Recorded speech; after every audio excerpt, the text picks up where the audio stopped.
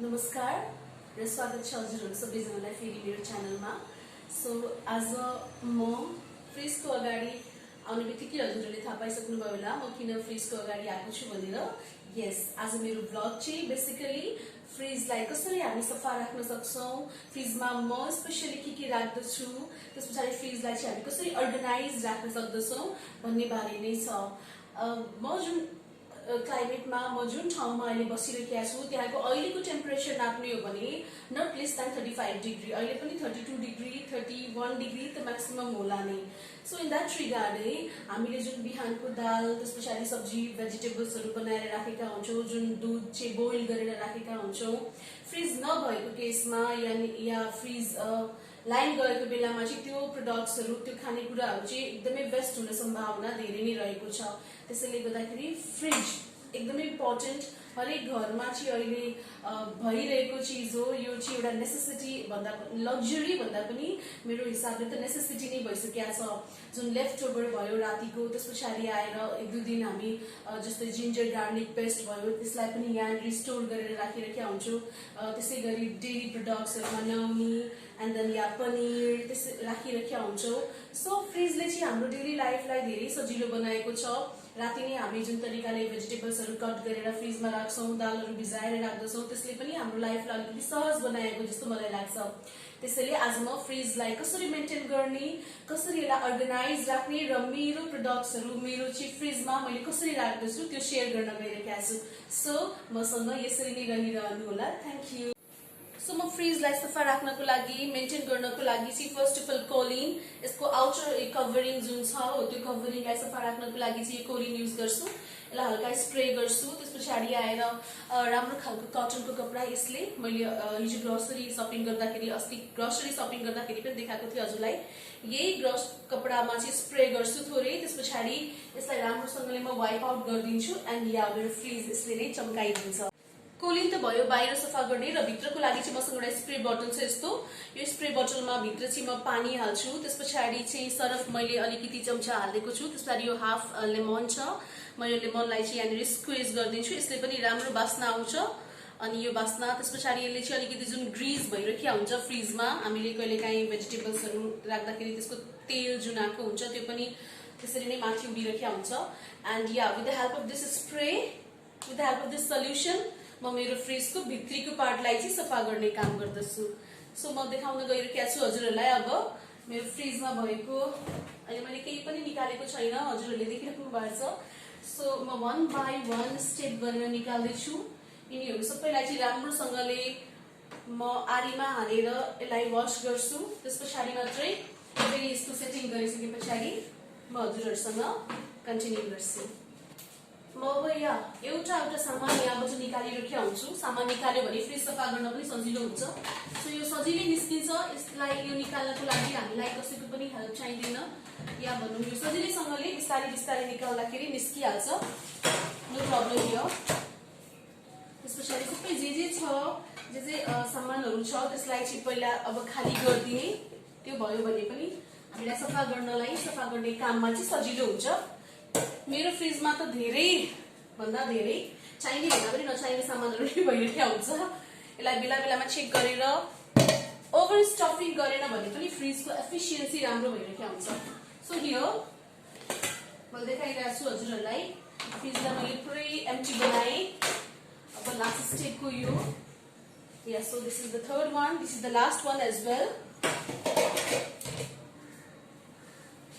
लास्टमा चाहिँ रहेको छ यो मेरो एग सेल्फ। यसमा चाहिँ म पछि भनिहाल्छु, हजुरहरूलाई सेयर गरिहाल्छु।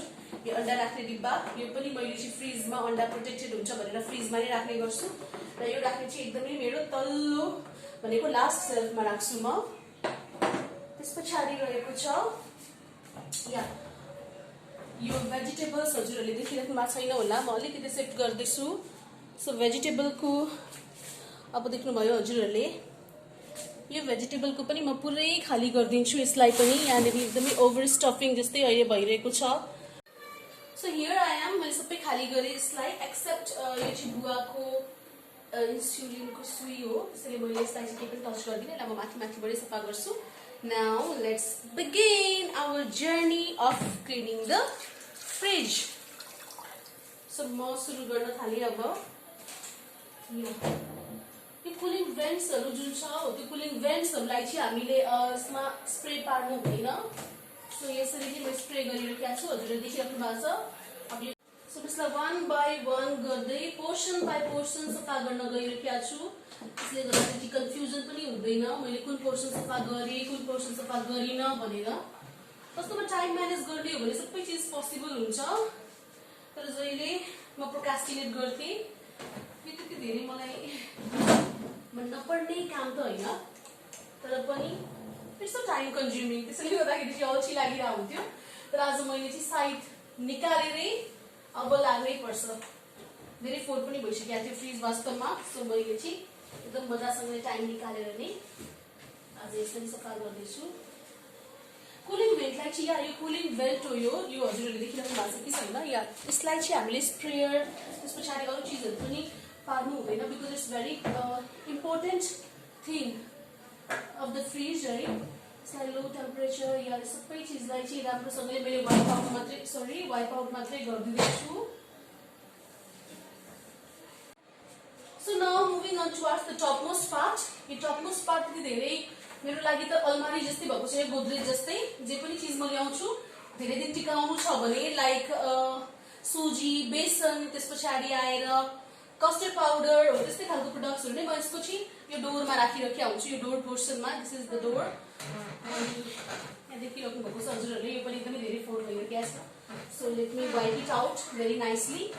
यसलाई वाइप मात्रै गरेर हुँदैन, यसलाई चाहिँ एकछिन म सुक्नको लागि पनि छोडिदिन्छु पंखा खोलेर, किनभने यसमा नभए फेरि खिया लाग्ने त्यस पछाडि फङ्गसहरू पनि यहीबाट नै आउँछन्, जन्मिन्छन् है हुन्छ। सो यसलाई म केही 5 to 10 मिनट चाहिँ यो वाइप आउट गरिसकेर फेरि सुक्खा कपडाले पनि पुसेर, कटनकै सुक्खा कपडाले पनि पुसेर मजासँगले पंखा फुल अन बनाएर छोडिदिन्छु।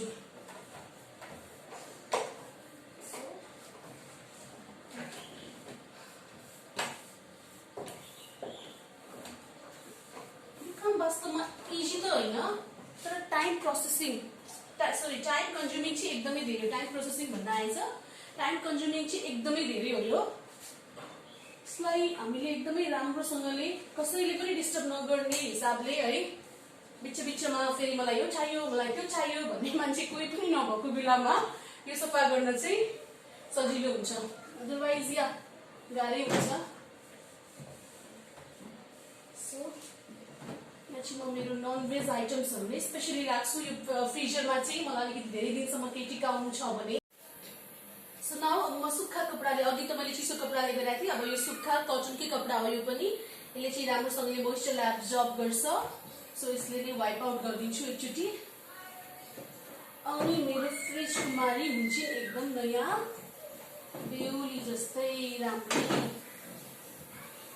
चिटिक्क परेर सबै पोर्सनलाई चाहिँ म यहाँ यसरी नै वाइप आउट गरिदिन्छु। यो अलिअलि अघि चिसो कपडाले पुसेको थिएँ मैले, यसलाई सल्युसन हालेर हजुरहरूसँग जुन मैले सल्युसन सेयर गरेको थिएँ त्यही सल्युसन हालेर नै मैले यसलाई सफा गरे हो।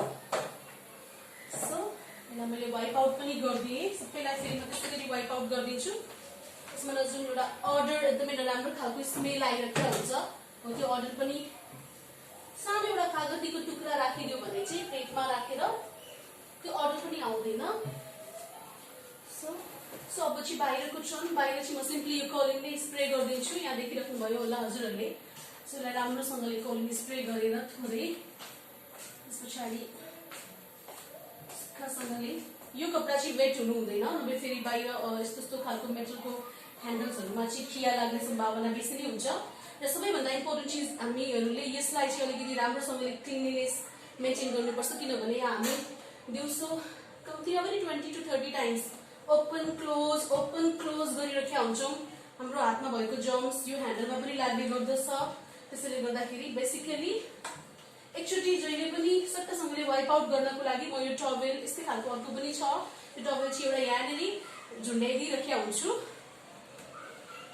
सो सजिलो हुन्छ त्यसले गर्दाखेरि पनि। सो तलसम्मै अब घिस्रिँदै जान्छु। सो मैले सफाई गर्दा म थाकेँ। अब म एक ग्लास पहिला पानी खान गइरहेको छु। चिल बेबी चिल। अब म हजुरलाई देखाउन गइरहेको छु। मैले स्टोरेज पनि गरिसकेँ मेरो प्रडक्ट्सहरूलाई। सो यो फर्स्ट पार्ट हो। फर्स्ट पार्टमा चाहिँ मैले यहाँनिर नौनी राखिदिएको छु, किनभने बुढाबुढी मान्छे कहिले काहीँ आउनुभयो भने भेजिटेरियन आइटम र नन भेजिटेरियन आइटम देख्नुभयो भने, स्पेसली मेरो मम्मीले चाहिँ मेरो साथै लिइदिनुहुन्छ।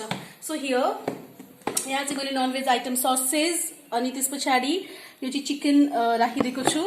यसलाई चाहिँ म अब यसरी नै राख्छु स्टोर गरेर। यो हामीलाई जति बेला जहिले खान मन लाग्छ त्यहिले नै हामी निकाल्छौँ डिप फ्रिजबाट 1-2 घण्टा अगाडि। सो यहाँ सुप राखेँ, त्यस पछाडि कस्टर्ड पाउडर एन्ड देन यहाँ सुजी, फेरि यो पनि सुजी, यो चाहिँ फोस्टर क्लार्कको बाबुले खाने पिउने जुस। त्यस पछाडि फेरि यो चाहिँ बेसन हो। यो धेरै समयसम्म मलाई 1-2 महिना 2-3 महिना चलाउनु छ भने चाहिँ म यसलाई चाहिँ यो पर्टिकुलर पोर्सनमा राख्छु। अब move on to second portion. So यहाँ चाहिँ मैले सबैलाई अघि मैले स्ल्याब हजुरहरूले देखिसक्नु भएको थियो कस्तो फोहोर थियो, त्यसलाई मैले सफा बनाएर टलक्क टल्काएँ। अनि यो चाहिँ हो छाली जमाउने गरेको यो डिब्बामा। त्यस पछाडि दुध मैले जहिले यहीँनिर राख्छु। अनि यो कन्टेनर्सहरू छ मसँग 2टा यसरी नै। यसमा म सिजनल फ्रुट्सहरू स्याउ, त्यस पछाडि कागती, अहिले त यही नै छ मसँग। सो यो एउटा कन्टेनरमा त्यो राखेको छ, अर्को कन्टेनरमा चिया। I have some carrots, tomatoes, ripe mangoes. त्यस पछाडि यसको डोरलाई चाहिँ मैले अघि भनिसकेँ, यो चाहिँ बुवाको इन्जेक्सन। त्यस पछाडि यसको निडल्सहरू, यो चाहिँ जुस यो युज भइसकेको थियो, डिब्बा मैले भेटाएको थिइनँ। अनि बाबुले खाने चक्लेट, त्यस पछाडि यो चाहिँ केही गरम मसला, पानी यसरी राखेको छु। एन्ड देन या लास्ट एन्ड द लिस्ट, यसमा चाहिँ मैले भेजिटेबल्सहरू यो तरिकाले राखेको छु।